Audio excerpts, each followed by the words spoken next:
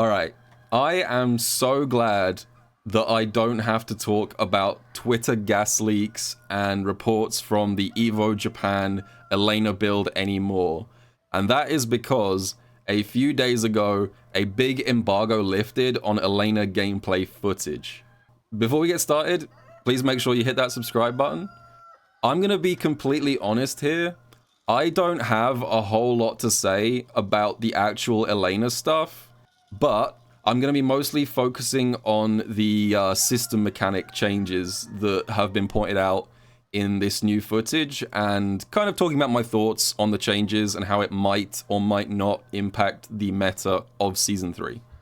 I'm looking forward to trying Elena, but at the same time, until I actually get a chance to see how she functions, just seeing all these moves from the level 7 CPU is kind of lame.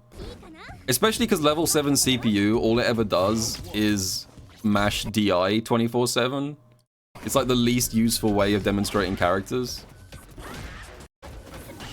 Alright, here we are. First thing to talk about. Right there. Did you guys notice that?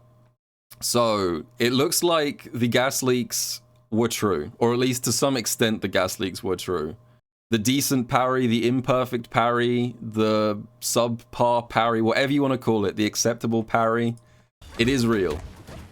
There is now 2 different tier of perfect parry in the game. So right here, Elena goes for the, this is a meaty overhead, and the other Elena in the corner here, perfect parries it, but I assume they must have been crouch blocking the overhead, so they were blocking in the wrong direction. And that means that although they get a perfect parry, it is an inferior perfect parry. And you'll also notice that when they press jab afterwards, it's not a punish counter. So as well as it not having a big screen freeze, this, I guess, imperfect parry is what I'm calling it for the time being, has significantly more recovery than a screen freeze perfect parry. They might have just missed the punish. It's not clear. But it's definitely got a lot more recovery. So you have to... I think what you have to do basically is option select your button. I think that's going to be the meta, really. When you attempt a perfect parry, you want to, like, option select, like, a heavy immediately. The same way that you do right now for projectiles. Flash parry? I don't know. I'll wait for the community to come to some kind of consensus on this. I'm not trying to tell people what to call it. I'll just wait and see what collectively everyone decides is the best way to describe this stuff.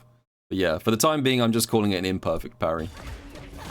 But they do exist, and I'm thankful because I was terrified that I would have to delete that entire video talking about the gas leaks if it turned out they were all completely wrong. But it seems like, at least to some degree, they were correct. Anyway, so that's the first thing to mention. Perfect parry has been nerfed slightly. There is a minor perfect parry nerf in the game. So, this is the one that everyone has been talking about. Throw teching has been buffed. So if you pay attention to the drive gauge over here, now when you tech a throw, watch the drive gauge on the player 2 side, you get back 1 bar of drive. Teching a throw gives you drive gauge now. And also, as well as that, it gives you a bit of super gauge as well. So if you look at... Hang on. Let me move my fat head out the way so you guys can see this. So look, pay attention to the bottom right gauge this time. You get about... It's not a lot of super. But the defender gets a little bit of super gauge as well as 1 bar of drive if you tech a throw. So this is kind of got a lot of people arguing. As is always the case with... the Street Fighter community. Like, we still don't know if throw loops are gone or not, okay? My current assumption is that throw loops are still in the game. Camera is off? That's true. I'm back. I'm still slightly see-through for some reason, but I'm back. The fact that they've made this change, where they've made teching slightly stronger, suggests that throw loops are probably still in the game, but just a little bit weaker. And like I said, there's been a lot of arguing about this, and people saying that actually this is a buff to throws. Because here's the thing. Let me jump back into the game real quick. There is kind of a new mind game here, but it's not a very complicated one, and I don't think it's that big of a deal. Because this now rewards you for being the person who techs the throw and not the person who initiates the throw, you could argue there is now a mind game where the attacking player could intentionally do a delayed throw, which will mean that if the opponent down backs, they'll still get thrown. But if the opponent techs, the person who techs will actually be the throw initiator, and the person attacking will count as the person who teched the throw. So for example, if I do like, and then like delay that throw, if my opponent techs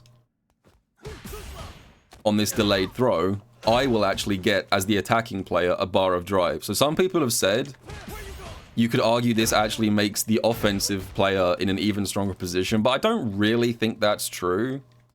Because if you do like a delayed throw here to try and make your throw the one that comes out second, you are opening yourself up to a huge amount of interrupts. Like, if my opponent just mashes jab here, they will counter hit me every single time. Like that. You'd basically be forfeiting your offense for a pretty hard read, and at the end of the day, if you want to build back a load of drive gauge, I would argue that a much better way of building back drive gauge is just to shimmy, because like,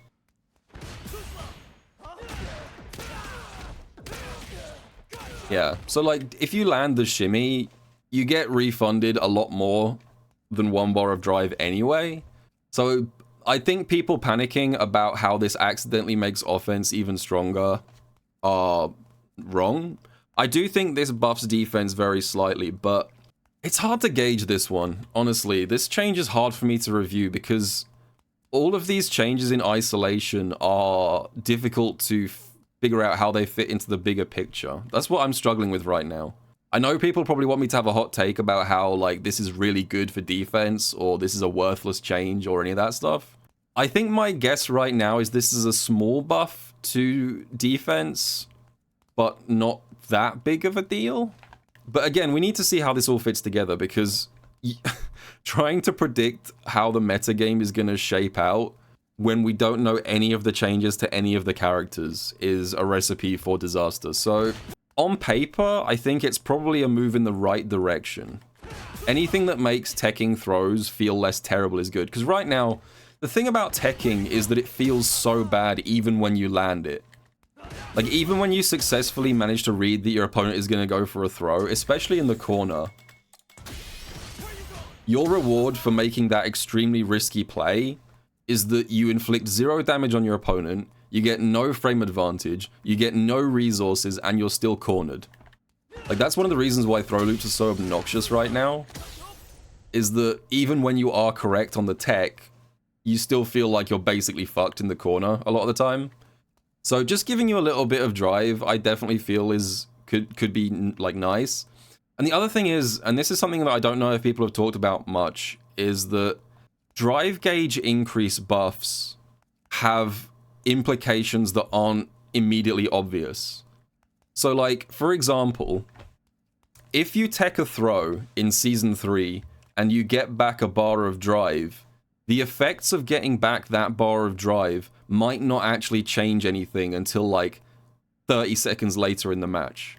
You might take a throw in Season 3, and then a bunch of stuff happens after that, and then 30 seconds later, you land a hit and you go for a kill combo, and you don't realize in that moment that the reason you're able to go for that kill combo is because you have slightly more drive than you would have had in the previous season. It's difficult to point to the moment where the timeline splits, if you know what I mean.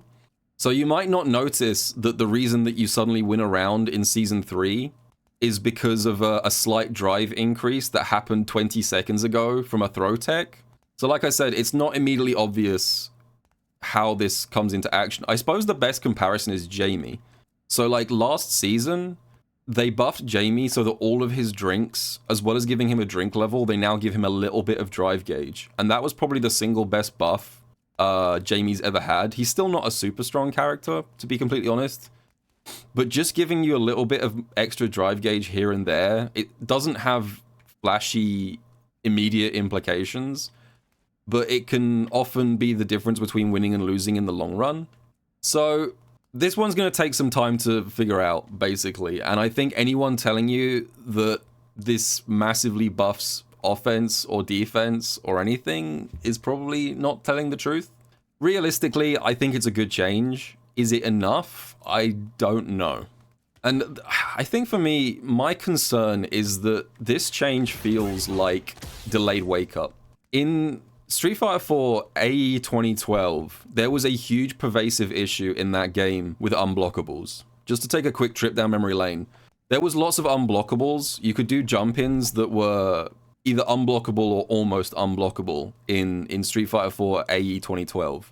And Capcom couldn't really figure out how to fundamentally fix unblockables when they made the next version. So rather than address the core issue, they instead kind of made a kind of ugly change where they added delayed wake up, which did fix unblockables in like, fix in loose terms. But it wasn't a very elegant fix to the fundamental issues that unblockables was stupid. And I kind of feel that way about this change, which is that, yes, this is a nerf to throw loops, but throw loops are still really dumb. I don't know. Like I said, I don't want to lean too far in one direction. I'm glad that defense is being buffed a little bit, but I think I have accepted at this point that we are going to be playing a throw loop heavy game for the foreseeable future.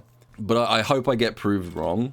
There's also some interesting implications to this change in the footage as well. Like, the other thing that we don't know is, like, some other stuff about drive recovery. Like, I'd be really curious to know if teching a throw while you're in burnout also gets you out of burnout slightly faster. That would be interesting, because if it gives you a bar of drive gauge, it should also give you a chunk of burnout timer. If you tech a throw, I'm assuming it does. But there's lots of little stuff like that that could have big implications that aren't immediately obvious. I don't know. I'm caught between two opinions on this one. I'm being a fence sitter, I think, because I can think of a bunch of reasons why this is a good defensive change, and I can also think of a bunch of reasons why this doesn't really fundamentally fix anything. So I'm going to be a fence sitter, I think. I'm going to be a shameless centrist on this one. Also, I guess while we're here, Elena on the screen, we should do the CA. You guys seen her CA?